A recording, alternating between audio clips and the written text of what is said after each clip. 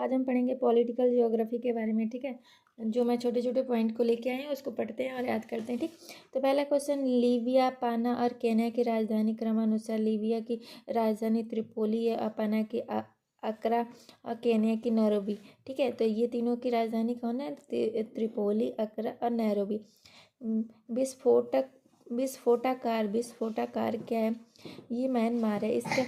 इसका सेफ है, जो म्यांमार है, इसका सेफ किस तरह है? विस्फोटाकार है। जैसे ऐसे बना होता है ना, ऐसे जैसे बम की तरह, ऐसे विस्फोटाकार की तरह बना रहता है। जो मेसोपोटामिया का पुराना नाम इराक है। मैक्सिको और संयुक्त राज्य अमेरिका के सीमा का प्रकार क्या है? ज्यामिति एंड स्थलाकृति है। Geometric and साइग्राफी।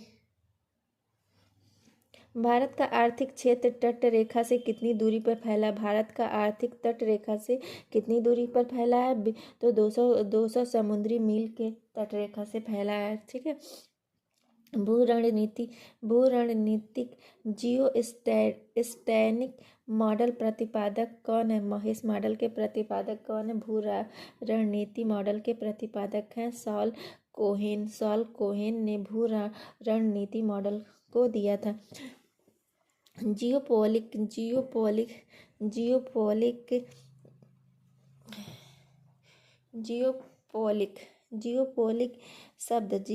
शब्द सर्वप्रथम किसने दी थी? जियोपोलिक शब्द भू राजनीति जियोपोलिक किसने दी थी? रुडाल्फ जेलेन ने दी थी। ये स्वीडन के थे। और राज्य के 5 तत्व भी इन्होंने दिया था। ठीक है, राज्य के 5 तत्वों को भी इन्होंने दिया था।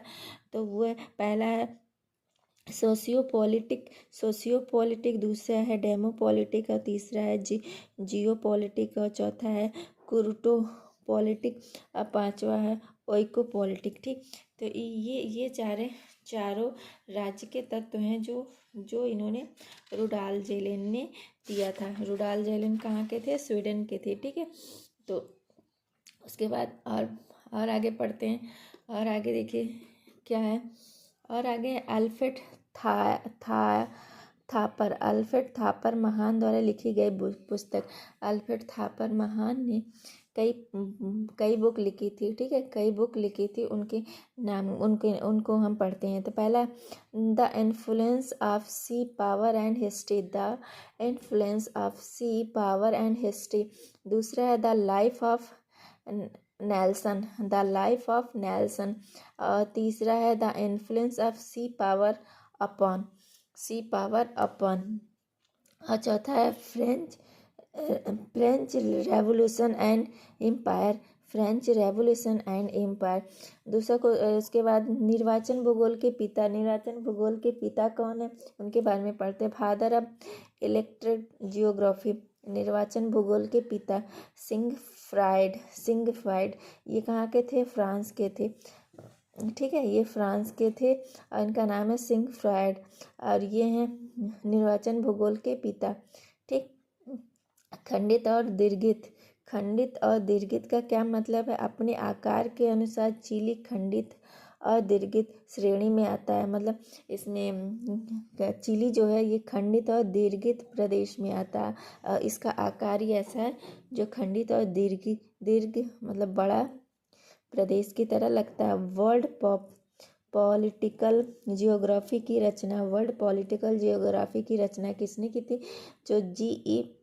पर्सी ने की थी। जी.ई. पर्सी ने वर्ल्ड पॉलिटिकल जियोग्राफी की रचना की थी।